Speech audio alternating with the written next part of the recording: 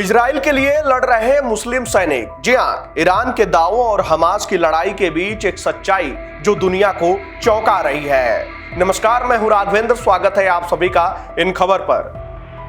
जब ईरान के सर्वोच्च नेता अयातुल्लाह खामेनेई यह दावा करते हैं कि इजराइल और फिलिस्तीन की जंग यहूदियों और मुसलमानों के बीच की जंग है, उसी समय इजराइल डिफेंस फोर्स यानी कि आईडीएफ की वर्दी पहने मुस्लिम और अरब सैनिक गाजा और लेबनान बॉर्डर पर मोर्चा संभाले खड़े हैं और इनमें एक बड़ी संख्या बेदुइन मुस्लिम कमांडरों और सैनिकों की है, जो न सिर्फ लड़ रहे हैं बल्कि इजराइल की सैन्य रणनीति का अभिन्न हिस्सा बन चुके हैं। ईरान, हमास और पाकिस्तान जैसे देशों के नेताओं ने हालिया वक्तव्यों में इस लड़ाई को धर्म के चश्मे से देखने की कोशिश की है। पाकिस्तान के रक्षा मंत्री ख्वाजा आसिफ ने तो वैश्विक मुस्लिम समुदाय से एकजुट होने की अपील की है, जबकि 21 मुस्लिम देशों ने इजराइल के खिलाफ संयुक्त बयान जारी किया है। खामेनेई ने इसे यहूदी बनाम मुस्लिम संघर्ष बताया। वहीं अगर इजराइल डिफेंस फोर्स में मुस्लिम समुदाय की बात करें, खासकर अरब और बेदुइन युवाओं की भागीदारी की, तो लगातार बढ़ रही है।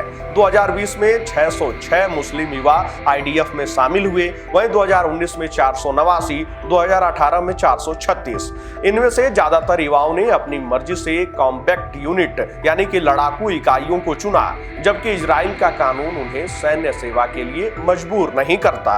वहीं आईडीएफ में मुस्लिम अफसर मेजर रैंक तक पहुंच चुके हैं और अब तक ऐसी कोई घटना सामने नहीं आई है जिसमें किसी मुस्लिम सैनिक ने धर्म के नाम पर फौज में विद्रोह या असंतोष जताया हो।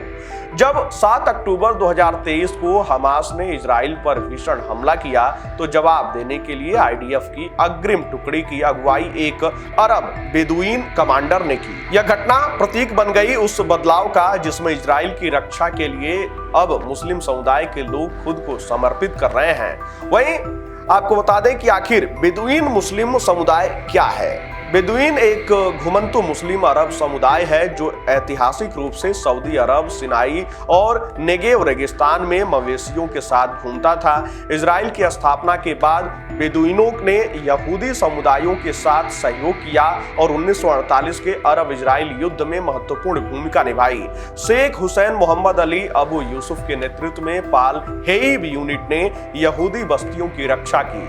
1950 के दशक में इजराइल सरकार ने बुदीनों को नागरिकता दी और नेगेव में अस्थायी बस्तियां बसाने में मदद की। आज इजराइल में करीब 2,10,000 बेदुइन रहते हैं, जो कुल अरब आबादी का 12% है। बेदुइन समुदाय अन्य अरब समुदायों की तुलना में इजराइल के प्रति अधिक वफादार माना जाता है।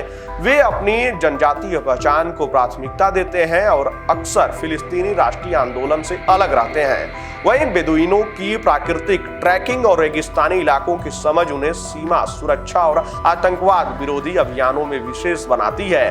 2003 में बनी बेदुइन सर्च और रेस्क्यू यूनिट ने उनकी हर इस क्षमता को औपचारिक रूप दिया।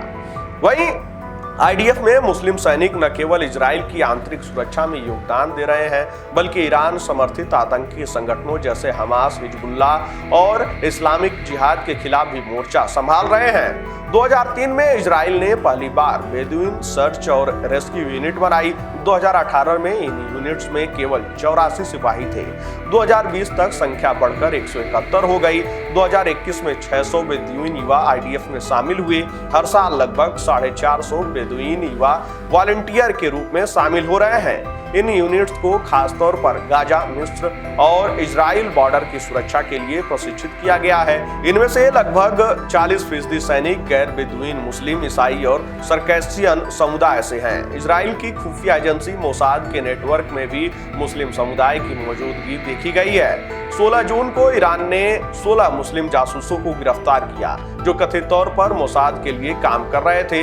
ये सभी ईरानी नागरिक और मुस्लिम हैं।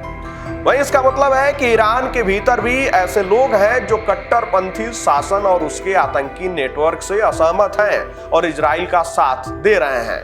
इजराइल के प्रधानमंत्री बेंजामिन नेतन्याहू को अक्सर कट्टर राष्ट्रवादी कहा जाता है, लेकिन उनकी सेना में मुस्लिम सैनिकों की भागीदारी यह दिखाती है कि इजराइल की सैन्य नीति धर्म आधारित नहीं बल्कि राष्ट्र आधारित है। वहीं 2013 तक जहां मुश्किल से 10 अरब युवा सालाना सेना में भर्ती होते थे, वहीं अब यह संख्या सैकड़ों में पहुंच चुकी है।